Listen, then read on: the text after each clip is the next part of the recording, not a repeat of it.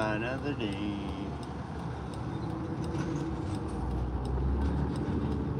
I have enough light bulbs and ballasts from the lights to fill up the friggin' room.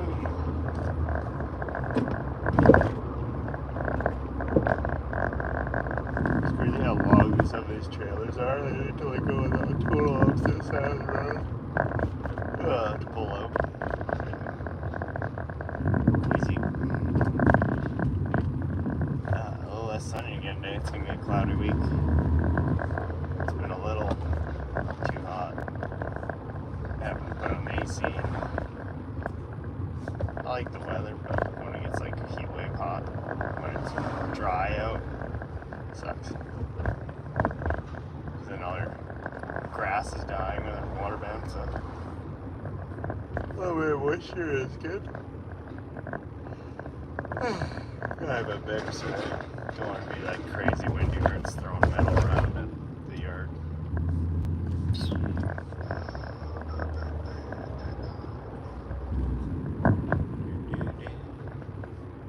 little overcast. Maybe I'll have to use my AC again.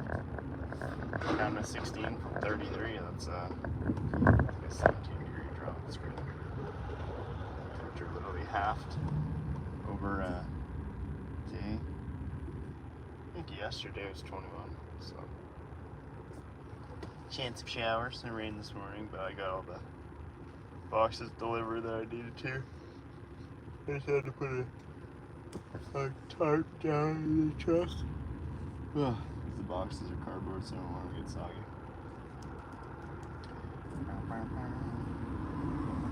They're dusty day though. These old light fixtures that we're replacing are so dusty. Old fluorescent lights, considered hazardous material because of the mercury in them. So like now we're switching to LEDs and all this warehouse. Not to mention all the all the new lights at the shop. Their place.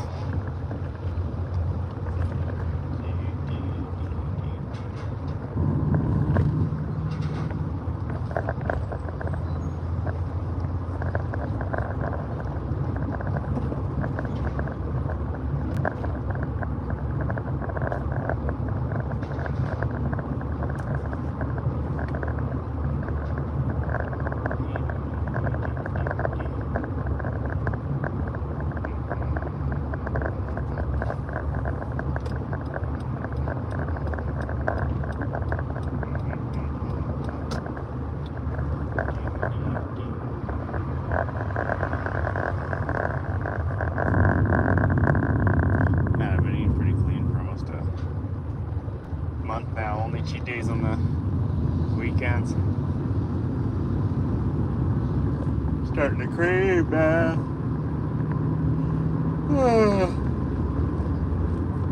Especially since I haven't been drinking any pop or juice. Just like water, coffee, tea. But I have been drinking milk and almond milk, so that's not the worst.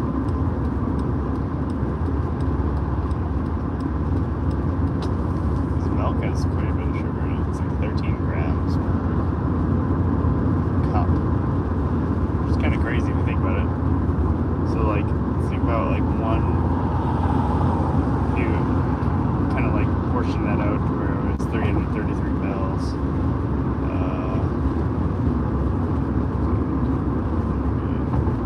So even if it had like 17 grams, that's almost like 40% as much sugar as a can of pop. But it's got like added vitamin D, I guess. I mean, still, it's crazy. Or like usually I drink unsweetened almond milk. But a bunch of it got recalled in Toronto, or is it Ontario, for listeria. Like that was terrifying. Which like in like certain age groups or when they're pregnant can have like a 40% fatality rate. It's like some botulism level stuff. It's crazy. Depends how bad the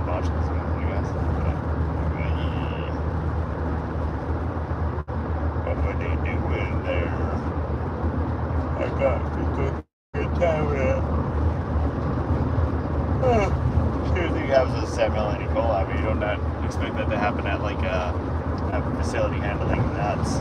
It's kind of gross. Kind of gross. Especially since it's pretty highly rated brand, but I wonder if it was like a worker error, some unsanitary worker, dirty hands, or was it like farm runoff? Because that can happen. There's like places in Ireland where they have blue algae from like farm runoff of excess like nitrogen from like monocrop agriculture. Having use chemicals.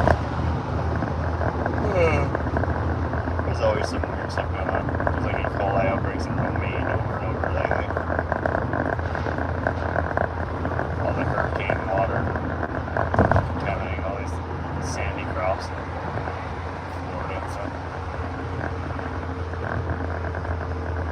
Just the way she blows.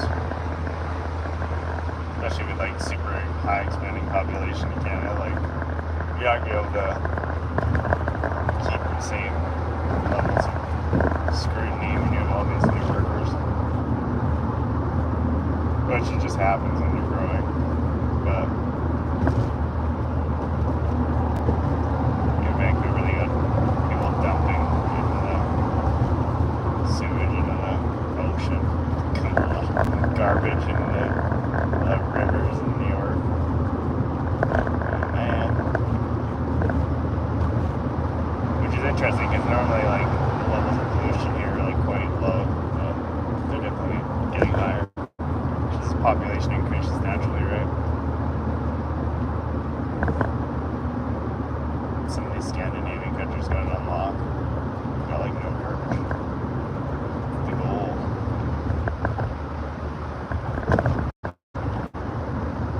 Hopefully we can get to a point where they're lowering littering and deforestation and pollution.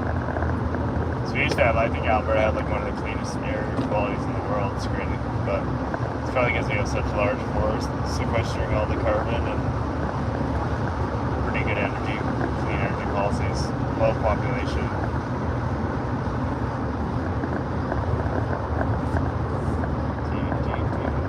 It's probably a lot easier to have clean air when you only have 40 million people versus billions, right?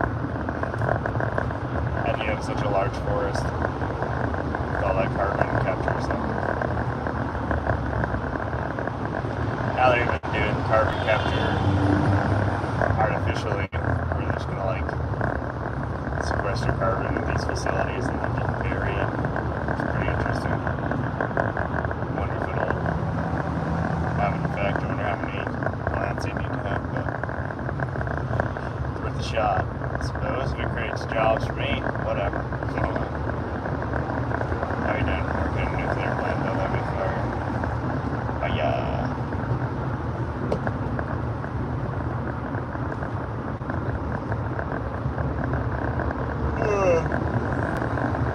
Okay, finish my electrical ticket. I want to do instrumentation anyways, but it's more like I want to do like aerospace than insane. F9s and F-22s and spaceships.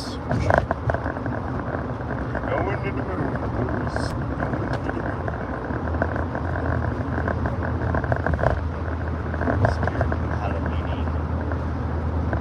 Gone in there this year.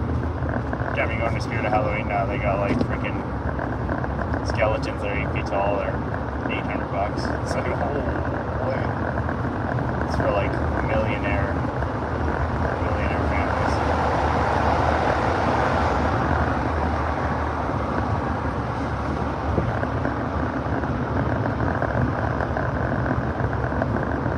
There's some sort of cultural event or something Friday, it looks like. Should check out what it is. Or it might be August. Autumn celebration. What's that? I don't know where it is. Maybe like it's like Prince Edward Island somewhere. So I know Eau Claire's gonna be all closed down, which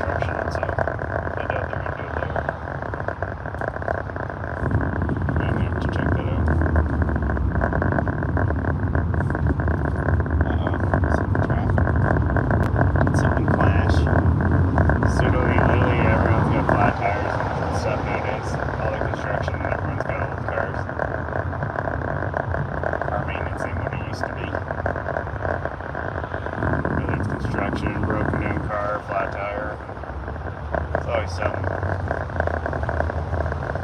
unless it's Friday, because people don't go to work as much since it's late. Weekends are always nice. But even weekends at rush hour now, the population has been popping. We're having shortages of energy, lots of rolling blackouts past few years. Don't have enough houses. Unemployment's up. It's definitely a tough time, because even like it's not even an immigration thing, it's like a migration thing, because people just can't afford to live in Ontario and Vancouver, so then they move to Alberta, Saskatchewan, Winnipeg. But just the way it is, people are gonna fan out. You come somewhere, if you can't find a house, what are you gonna do? You're gonna move. Especially when houses in Vancouver, Toronto cost like 1.2 mil for an average house. Ridiculous. Up on Willow. So then here, the average house going up from 400K to 650K. Doesn't seem so bad.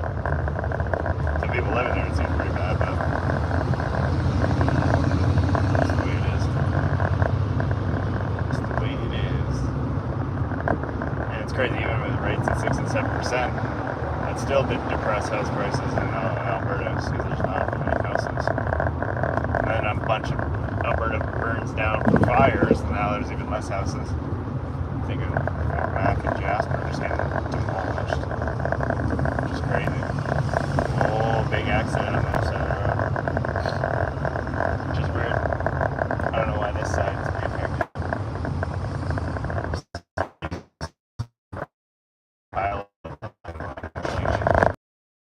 Stoney and Deerfoot are the ones that have the 100-car pileups, but it's weird to see it in an 80 zone, especially in the summer. It's very bizarre.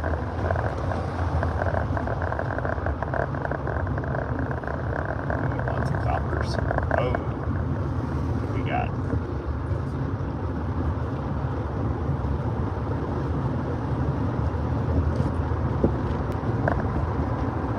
I can't tell. Nowadays, even cops pull behind people with a broken down car. I think it's because they don't want them to get hit.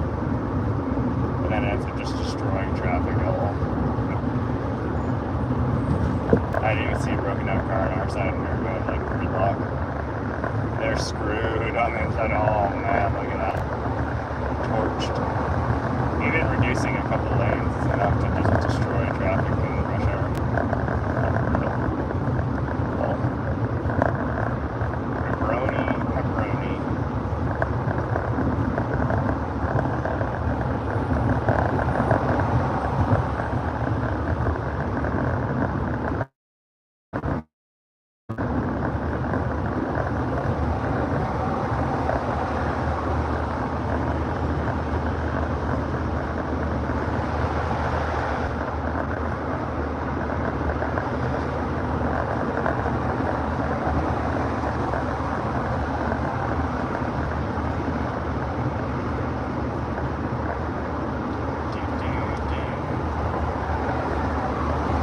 Canada's in some growing pains, but we can diversify our energy. We're already going ham on solar and other provinces of hydro, and got lots of wind, but we could do nuclear and more natural gas. Natural gas that powers steam turbines, so it's still a ton and a lot better than coal.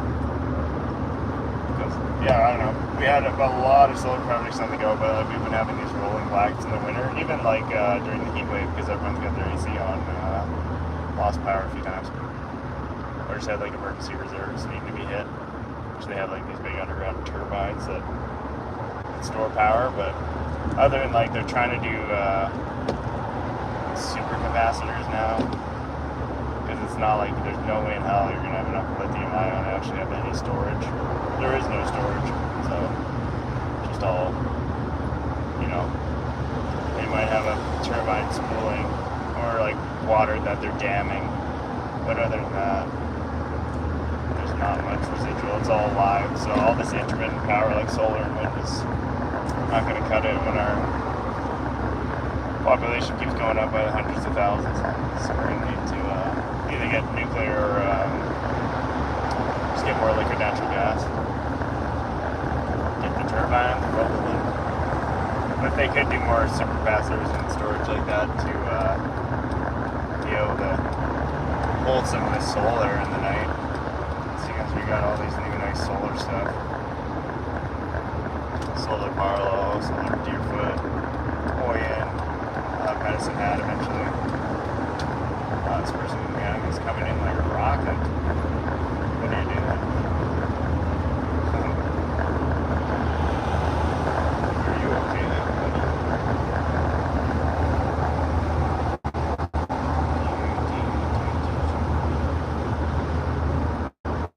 Yeah, I think it'll be really impactful the next it's elected of what policy is for, because right now my company's like all solar. Like we do industrial, but like solar's like popping. And wind is, mostly maintenance once you get the turbines up, and solar's like they're just more and more land that they're getting sanctioned by like indigenous groups and stuff for use. The more that happens, the more solar is going to be. But we just need to figure out storage solutions, which is that's the big problem right now. We need more energy. Hey, more energy, more jobs, right? We can keep building more houses. That's the problem. We gotta make energy affordable and cost of living affordable. We're not gonna be able to bring more people over to build the houses and live here. So it's definitely I wouldn't want to be a politician right now. It's a tough pickle to crack. Yeah, it's a tougher. Especially with high rates, right? The cost of borrowing's high, the cost of work and business is going to be high. Definitely, they lowered rates, what, like 0.75 now? But even then, right? If you're hiking rates up high, if you got 6-7% interest on variable mortgages, people are toast. No one's gonna be able to renew. Probably selling. At the same time, good luck getting a rental now. Because if those people don't have their mortgages paid off, they're increasing their rent to $1,000 on a $500,000 house. It's crazy. And then you're not paying up any principal, right? If you had like a flat mortgage rate. Or not, sorry, a mortgage payment.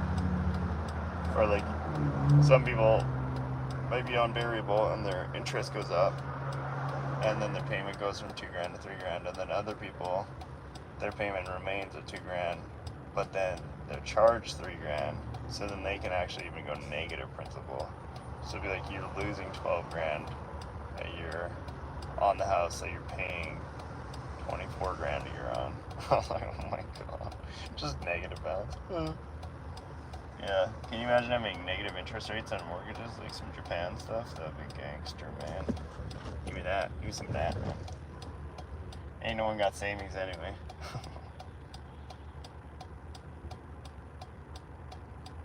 And it isn't doing a whole of a lot to... It might be cooling the labor market, but instead of cooling the real estate market, it's just bankrupting people.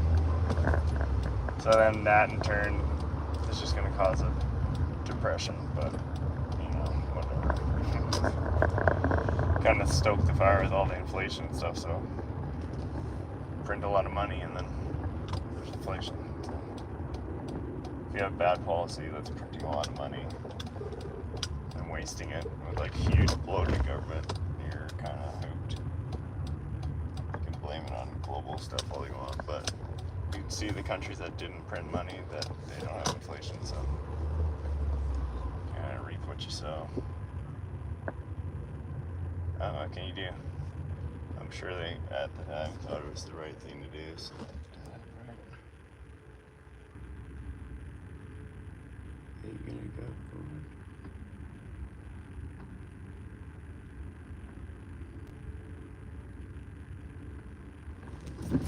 Very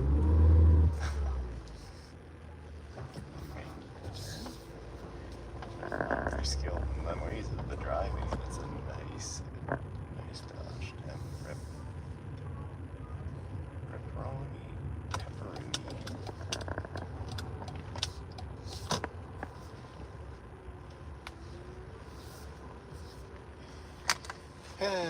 Okay, well, I'll see you guys later.